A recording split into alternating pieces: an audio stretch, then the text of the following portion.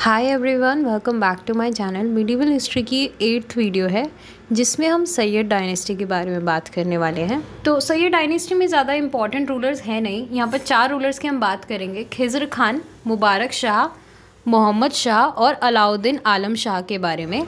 Map को भी अगर आप देखो तो कुछ ज़्यादा एरिया इन्होंने कैप्चर नहीं करा हुआ था, ज़्यादा टेरिटरी नहीं थी इनके पास, क्योंकि उस टाइम पे काफ़ी ज़्यादा रिवोल्ट्स हो रहे थे, तो इसीलिए इतना ज़्यादा ढंग से रूल नहीं कर पाए थे। और बाकी अभी हम आगे बात करेंगे इन सब चीज़ों के बारे में। इससे पहले हम जान लेते हैं कि सैयद्स थे कौन। तो सैयद्स जो थे वो डिसेंडेंट थे हज़रत मोहम्मद साहब के। ऐसा माना जाता था कि वो डिसेंडेंट थे एंड उनका जो इंटरेस्ट था वो सीधे दिल्ली में ही था, तो इसीलिए वो दिल्ली में ही आकर शिफ्ट हुए। अच्छा, इनके पॉलिटिकल स्टेटस की अगर हम बात करें तो इनकी सोसाइटी में बहुत ज़्यादा रिस्पेक्ट हुआ करती थी। ये जो थे टर्क्स, मंगोल, शेख और अदर टाइप्स ऑफ मुस्लिम जो हुआ करते थे, ये उनसे ऊपर हुआ करते थे, तो इसीलिए इनकी काफ़ी ज़्यादा रिस्पेक्ट थी सोसाइटी में। और हज़रत मोहम्मद साहब का डिसेंडेंट थे, तो इसलिए मैंने आपको बताया कि इस वजह से इनकी और ज़्यादा रिस्पेक्ट हुआ करती थी। तो सबसे पहले अगर हम राजा की बात करें जिसका नाम खिज़्र खान था, वो गवर्नर था मुल्तान का और उसने अपने आप को सैयद कंसीडर करा। तो उसके बाद क्या होता है कि तुगलक किंग जो होता है महमूद मर जाता है जब, तो ये क्या करता है, खिज़्र खान क्या करता है, दिल्ली को कैप्चर कर लेता है और अपनी सैयद डायनेस्टी वहाँ से चालू कर देता है। तो फाउंडर जो है वो खिज़्र खान ही है, पहला राजा भी खिज़्र खान ही था। ठीक है, तो आगे हम पढ़ते हैं खिज़्र खान के बारे में। अब क्या हुआ कि जब ये दिल्ली में रूल करने लगा तो इसने ये चीज़ देखी, खैर इसको पता ही था ओबियसली, कि दिल्ली सल्तनत से बहुत सारी टेरिटरीज़ जो हैं वो अलग हो गई हैं। तो कम टेरिटरीज़ ही दिल्ली सल्तनत के हाथ में हैं। जैसे आप कहो कि गुजरात, साउथ का एरिया, मलबा, ये सारे जो एरियाज़ थे वो सेपरेट हो गए थे दिल्ली सल्तनत से, और हर जगह रिवोल्ट ही रिवोल्ट हो रहा था, लड़ाइयाँ ही लड़ाइयाँ हो रही थी। तो उस टाइम ये बैठा, तो इसीलिए इसकी थोड़ी किस्मत ख़राब थी, इतना रूल नहीं कर पाया, इतना कंट्रोल नहीं कर पाया ये। फिर उसके बाद क्या होता है कि कुछ टाइम बाद ही क्या होता है, ये मर जाता है। कुछ इसने अपने रूल में कोई कंस्ट्रक्टिव चीज़ें नहीं करवाई, कुछ कंस्ट्रक्शन नहीं हुआ, ना कुछ इम्पॉर्टेंट चीज़ करी।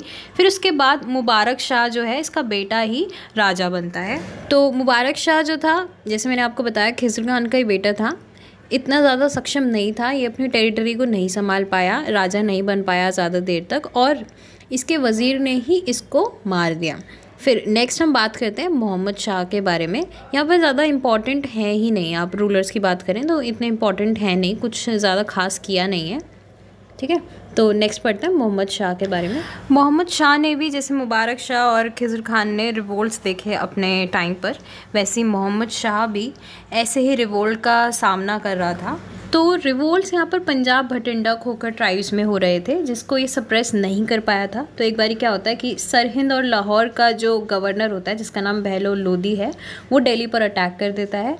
पर क्या होता है कि मोहम्मद शाह जो है वो इसे हरा देता है। तो इसीलिए इम्पॉर्टेंट रूलर इसलिए है क्योंकि बहलोल लोदी ने इस पर अटैक किया और ये उसे हरा देता है, तो इसीलिए यहाँ पर ये इम्पॉर्टेंट इंसिडेंट हुआ। नेक्स्ट हम बात करते हैं अलाउद्दीन आलम शाह के बारे में। अच्छा, इसकी अगर हम बात करें तो अलाउद्दीन आलम शाह जो है वो मोहम्मद शाह का एडॉप्टेड सन था। वीक था, अनेबल रूलर था, इसीलिए रूल नहीं कर पाया टेरिटरी पर अपनी, और अपनी पावर्स जो थी, हामिद खान जो उसका वज़ीर था, हामिद खान, उसको इसने पावर्स जो थी पास ऑन कर दी और ख़ुद बदायूं में रहने चला गया। ठीक है, तो हामिद खान जो था वो रूल करने लगा और काफ़ी वीक था, वो भी हैंडल नहीं कर पाया सल्तनत को, तो इसलिए उसने क्या करा, बहलोल लोदी। अभी हमने मोहम्मद शाह वाले उसमें इंसिडेंट में पढ़ा था ना कि बहलोल लोदी को उसने हरा दिया था। किसने? मोहम्मद शाह ने बहलोल लोदी जब अटैक करता है तो क्या करता है, वो हरा देता है मोहम्मद शाह। ये इसको भाई साहब खुद ही बुलाकर बोल देते हैं कि आप रूल करने लग जाओ। खुद ही से इसने इनवाइट करा और बोला कि अपनी डायनेस्टी आप चला लो।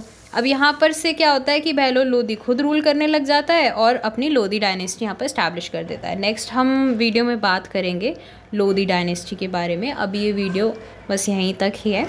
वीडियो अच्छी लगी हो तो लाइक ज़रूर करना, सब्सक्राइब कर देना चैनल को। Thank you so much, bye bye and take care.